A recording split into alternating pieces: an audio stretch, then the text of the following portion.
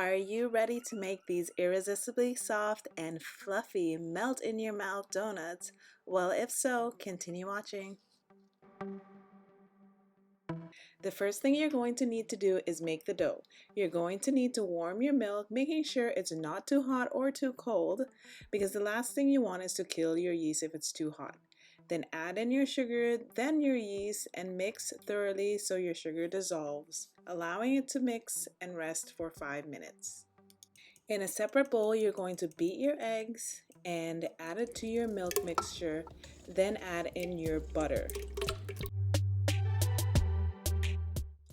With the stand mixer on low, you're going to gradually add in your flour and salt. If you're using a stand mixer, you're definitely going to need your dough hook to mix the dough until everything comes together. Increase the speed for 5 minutes and your dough should be a bit tacky. Oil the dough so that it does not leave any skins, then cover with plastic wrap and/or kitchen towel, allowing your dough to double in size for about 1 hour to 2 hours.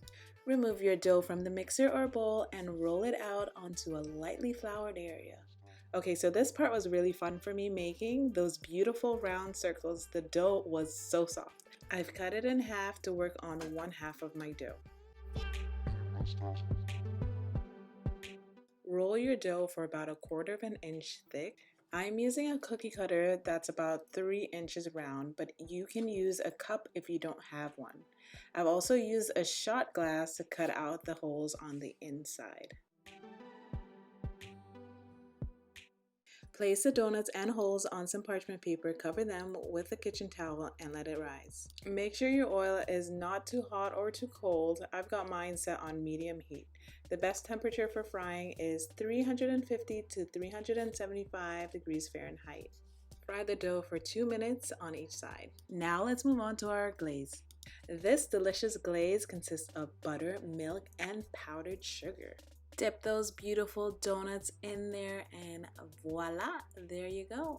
Okay, so in a piping bag, I have just added some guava jam, and I'm just going to pierce a hole in my donut so that the inside of the dough is completely filled.